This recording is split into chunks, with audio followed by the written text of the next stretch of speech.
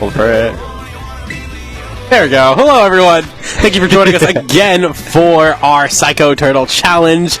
Regulation I, it's our first Regulation I tournament here today, and we are having a lot of really fun strategies. We've seen a Carbink, we've seen Dondozo, we've seen Delphox, we've seen a lot of really fun Pokemon. I think that's just kind of the excitement of bringing back a format. It's like, why not?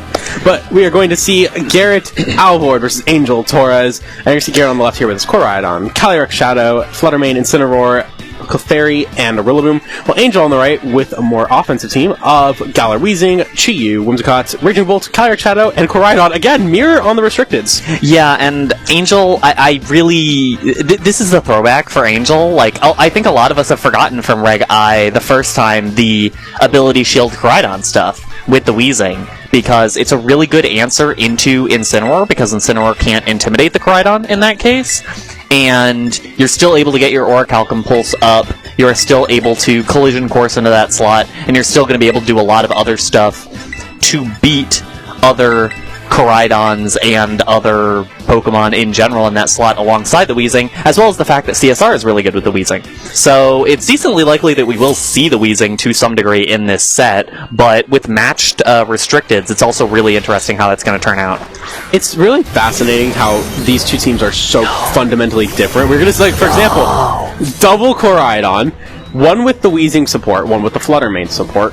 That being said, with the Orichalcum Pulse, we are going to see that the ability shield activation there, and because of an update, that Fluttermane is not going to be able to get Photosynthesis boosted, and so that is something that's interesting. It still is, I believe, fastest on the field, and you do have to watch out for Moonblast. And it'll depend on training between it and the Koraidons, because they're all tied.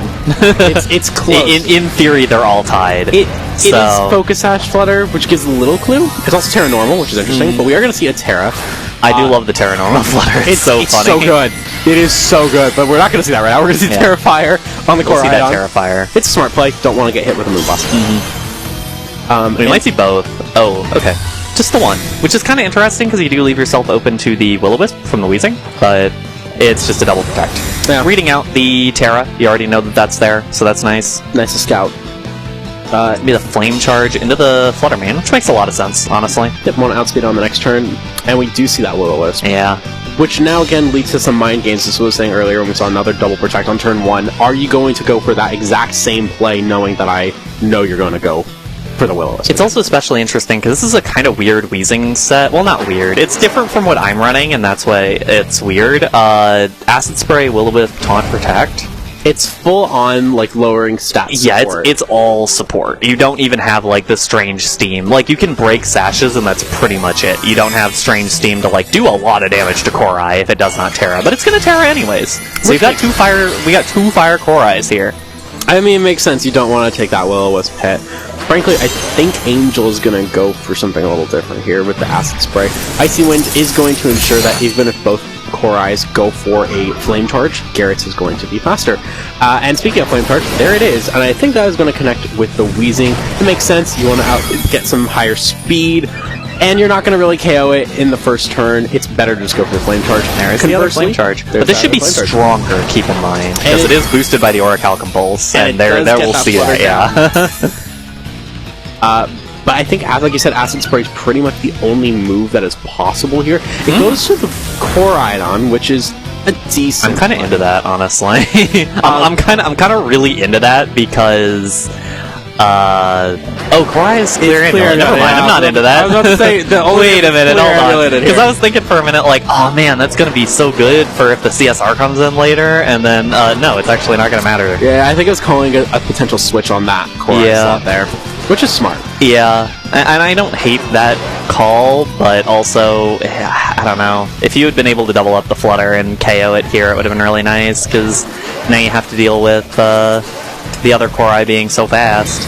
Yeah. But the Weezing Protect makes a lot of sense here. It's actually not bad, especially if we do see this Korai go for an attack on the Weezing, but we don't. See it low kick onto the opposing Korai, which is a massive 50%. But this, if it's a Flame Charge, which I believe it will be, we're now back to the point where both Korais have the same boost, so they're both equally as fast. And Flutter's out of here, so that's not going to be a part of the equation. And actually, though, I don't hate this for Garrett. You did decent by forcing the Korai to Terra and getting that into a position where now Clefairy's in a pretty solid spot. Not either of these two can do a ton of damage, and we know that Wheezing is going to go down on the next turn. Honestly, you could just go for a Flare Blitz. Not many things on Angel's side wants to take it. Even the Raging Bolt doesn't really want to take it. Absolutely. I think it's pretty comfortable to just go for that at this point, especially because it's just not taking a lot of damage. Yeah. Especially because you know the other Koraidon has Collision Course. It doesn't have Low Kick, so you actually do a lot more damage to it than it does to you. Could also go for something a bit interesting, which is, do you want to try and trap the Wheezing?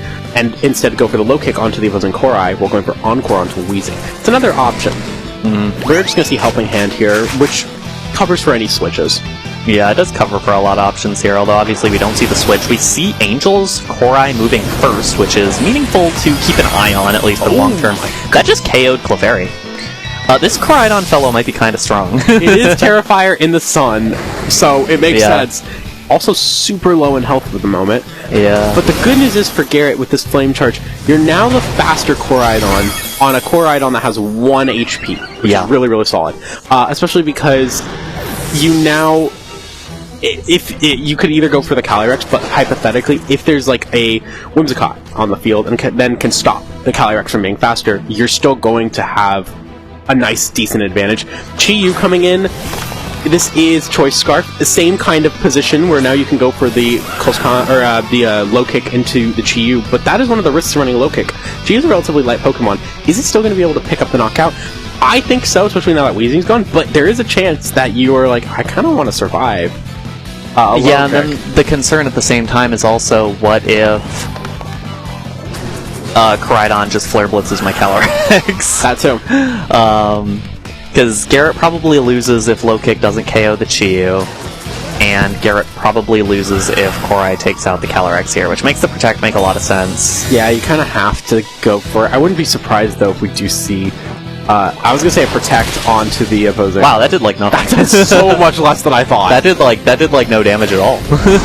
This is a really good spot for Angel now if he's able to pick up a KO here, which isn't a guarantee, but especially if this misses, that would be devastating here. Okay, it hit, and it does get the KO. So that should be a win for Angel at this point. A nice read there on the Calyrex Protect. If Calyrex hadn't protected and went for like an Astral or something, Garrett probably could have won this one, but... It would have had to come down to that Chi-Yu KO. Honestly, there is a pretty strong chance that it takes... I think it might take this. I'm curious. It's not in Sun anymore. Yeah, it does take it. It won't take the Heat Wave following up. And it gets burned, I guess. just to apply a little bit of timer. Yeah. If Heat Wave misses, there is a route back into this for Garrett, though. This is true. It would be a... Goodbye, Koraidon. Yeah. I think Astral probably KO. Oh! Speaking of... Hold on! If Astral KOs, it might. At 50? Single target? Single target, at 50. It does. It does get the KO. Okay, sits up in chair. What is the last Pokemon in the back for Angel? Keep in mind, this Calyrex is on a timer with the burn. If it's anything with priority, it's in a good spot. I literally don't even remember what Angel has in the back. Oh, that is a lot of damage. I don't think it literally just has to KO. I don't know if there's a... It's another Calyrex! I think if you're Angel, you look at your Calyrex moves and are like, alright, Protect. Okay, yeah, actually. That burn. If it wasn't for the burn... this would have been a speed tie-off. But also, if it wasn't for the Heat Wave miss, this game would already be over. Alright, so you know what? It trades off. So it trades off in some ways. I think Angel had a really good call on those last 2 turns of the Koraidon being around, and ended up finding a funny spot, but that's a really funny series of events. I do like Garrett just writing down notes like, okay, I am going to take everything I learned from this match and apply it to the next one. It is smart, gives you more time to think about things. I've done that where I'm like, oh yeah, I have to click a move from just thinking about how game 2 is gonna go. So I understand the thought process of just being so invested in your thoughts, but I think Garrett played quite well. The only thing... I'd agree. There is just... Did not expect that Clefairy to go down. I think that was kind of the detriment there. I don't think... I certainly didn't. I think that was a big thing, and then also just the lead matchup was rough in general. Yeah. I think having a better front two could be really nice. I wouldn't and potentially even just trying to focus down the Koraidon really early on, because if you do something like a Shadow Ball plus a low kick into that guy, it probably just folds. Yeah. Like, it's not the bulkiest Pokemon in the world. So even if you run the same lead back, you're still in a decent spot, or you just put CSR on the field earlier and say, okay, yeah, now what are you going to do? You can also go for, because you don't get any boosts with Orichalcum Pulse. Yeah. Or Chalum Pulse, however you say it. I have no clue. I think everyone kind of adjusts their pronunciation of it based on how they're feeling. Orichalcum. Orichalcum? Which doesn't really make sense with how it's spelled, but that's just kind of how it sounds right in my head. I'm just going to call it the Koraidon boost. The Koraidon ability. But you don't get boosted by... You don't get it when Weezing's there, yeah. But you do benefit from the sun of the opposing Koraidon. Yeah, in terms of your damage, but not... In terms of the boosted move damage, not the boost to your stat from the Orichalcum Pulse. And so I think that's kind of useful information to keep in mind, because I do think that... I don't have any issues with how Garrett played. I think it came down a lot to just the moves, when to click them, and kind of trying to get an advantage on the flame charge for the later part of the game. And some of it was also leads. Like, I think the lead was just really good for Angel. And Angel's switching up the lead as well now. Covering for this, I would imagine. Because you now are faster with Snarl. Yeah, that's you good. Sure are. That is really good. Honestly, I think there's... Although you shouldn't be faster than the Flutter, correct? Yeah, Weezing on not being on the field here is going to really help, because this Flutter can now just instantly go for an Icy Wind, and you can just target the Koraidon. Yeah, you can kind of just Icy Wind... You can Icy Wind Astral, frankly, if you I think that's the play, honestly. Just try to get damage down as much as possible. And you probably need to Terra... I guess that's the concern now, is like... We're reading Terras a little bit here, where does Koraidon Terra, does Calyrex Terra, how afraid are you of anything? 100%. And that's actually really funny that Garrett just wants to say, actually I'm scared, and protect here. This is interesting. That's actually really scary now, because with the double protects, Wims can now Encore. Yeah. I assume it has Encore. I wasn't even looking. It does have Encore. It's like, I'm sure it does. This is sure it's got it. But the good news here, if you are Whimsicott, is do you really even want to click Encore? A Heat Wave coming out into... Yeah, you could just click Tailwind Heat Wave. Although at the same time, like, I don't know if Calyrex, like, drops to Heat Wave. I'm pretty sure both these Pokemon eat this. I would imagine so. There is the Sun up, so that does help. You also get Terra Dark to just avoid Prankster. That's also that's super useful. And honestly, I forgot that was part of the Terra Dark mindset. I don't mind this, but this is a massive risk. I personally think it's scary, but it's not really so scary that I think it's like I don't think it'll be game losing a majority of the time. Yeah. There's the Encore for the Flutter main, so kind of calling that on Angel's side. Yeah, this is what I was going to say. I feel like the Flutter main going in, I would have probably preferred that switch to Clefairy to neutralize the Heat Wave damage just a bit. Okay, takes the hit. And doesn't get burned this time, shockingly. The concern now is that you've burned your Terra, but for what? Yeah. You burned your Terra and a lot of HP, but for what? You really need Koraidon to win this game now, and I don't know if it has the tools to do so. It has the tools to do so. It'll be awkward. It's gonna be rough. It's gonna be awkward, but it will be able to. It's a really kind of awkward position, though, in general here. What do you need to get off the field for Koraidon to win this? I think it would have been more useful if you got a double protect on that Flutter main there, because you do want both of these to go down. Honestly, I would protect my Calyrex. I would just flat out protect it, so then both of my Pokemon go down to Heat Wave, and I would end it with Korai and... And I would just end it with Korai and Clefairy, because if you do have Koraidon and Clefairy, you can take a Heat Wave, which is good, and you can go for a Flame Charge on the Whimsicott, meaning you're faster than the opposing Koraidon, which is really big. Plus, you've got the ability to go for Flare Blitz. That's my concern, is the problem, is the Tailwind. That's the only thing that could have stopped that. And it happened. The thing is, it's like, why not the Tailwind? Like, what is stopping the Tailwind? I guess missing Heat Wave. the concern of missing Heat Wave. Yeah. But then it's like, yeah, what is stopping you from clicking Tailwind there? It's still not awful because you have 3 turns of Tailwind, which is... Yeah. It's still winnable with a Follow Me from Clefairy. But that's your only play. It's getting more and more awkward. Yeah, but you cannot Oh, it's a Rillaboom it's switched in. Riller. Yeah, that makes it worse. It does make it worse. It's still doable. You just need to get rid of that Chi-Yu. Yeah. Because the rest of the stuff isn't as bad for Rilla. Which is not... Oh, Flutter Double. The Doubler. It's not going to matter a whole lot. Calyrex will not get the Doubler. But Heat Wave's going to miss. That'd be really funny. Be pretty funny. Okay, now it connects. Calyrex drops. There is the Terra on Garrett's side, out of the way. I also forgot to say this earlier. Both these players are at 2-1, so a very good chance of making top cut with a win. Still a shot at making top cut with a loss.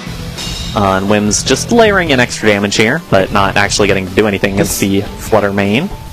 Encore is over now, so now you're in kind of an awkward spot where...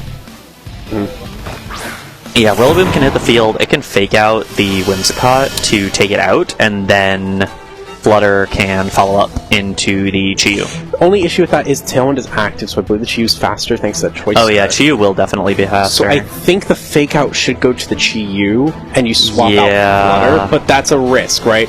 Do you think the Encore is going to happen, or do you think that You can't risk Korai getting Moonblast. I think you have to leave it in. I think you have to go for the Icy Wind here. I think Icy Wind makes sense. I think you have to leave it in. It's the only play that makes sense in my opinion. Moonblast, it checks out. Yeah, there's the fake out into the Chi-Yu. It does pretty solid damage, honestly.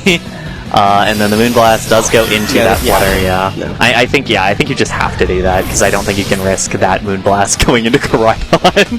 It's not an awful position here, I would say. Koraidon does get to reset its own sun, which is nice for it, I guess. But there's one really, really unfortunate spot, which is this Rillaboom's getting Encored to fake out. Like, 100% getting Encored to fake out. Yeah. But Rillaboom's kind of... Rillaboom kind of did its job. Rillaboom's kind of not doing anything at this point. Like... Yeah. It got Koraidon onto the field. It's soaking up half of the Heat Wave.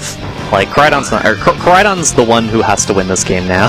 You kind of, and I think you have to Flame Charge into the Whimsicott to make that happen. It's got to be the Whims right now because you cannot let yourself get Moonblasted. Or have Tailwind reactivate. That's also true. Yeah. So yeah, the Encore comes through, but that's not a big deal. At this point, who cares? Yeah. Like, Heat Wave is not going to do a lot of damage to the Rillaboom. And also, if Rillaboom's allowed to sit around long enough, it will be able to do something eventually. Especially if it misses. That could be kind of meaningful. Also, nice. Burn. Hold for burn. No burn. So that's a very, really, really solid position, actually. Yeah. There is...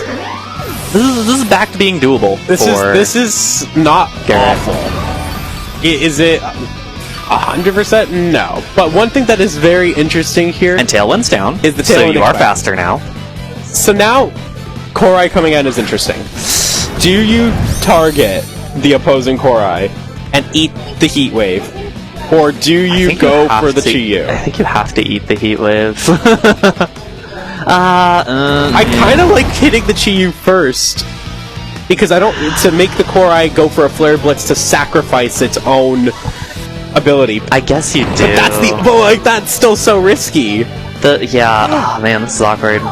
Rilla clicking fake out. I don't know if... Yeah, we will see. Oh, a Flame Charge again. Not enough. That's a little scary, actually. I don't know about that one, dog. I think you had to risk the speed tie. The Heat Wave comes through. It just OHKOs Rilla. I guess it makes sense. It's in Sun. And the burn. No! Any shred of hope for winning this match, I think, just went right into that burn. Yeah, that's a bit tragic. And Flame Charge into the Korai. I understand the idea that, like, oh, I'm gonna get Flame Charged, so I have to Flame Charge, but I think you have to clear the board. Especially if you can feel reasonably confident that you're not gonna take a ton of damage from the other Korai. Yeah. If it's going to click Flame Charge into you, then you might as well just, like, clear that side of the board. And low kick. Now we see the low kick. I mean, it would have done a really nice chunk of damage! And then Collision Course. I mean, I'm curious. This has to KO from this range. Yeah. And Angel Torres taking the victory, now 3-1, with that Koraidon Mirror knockout. Yeah.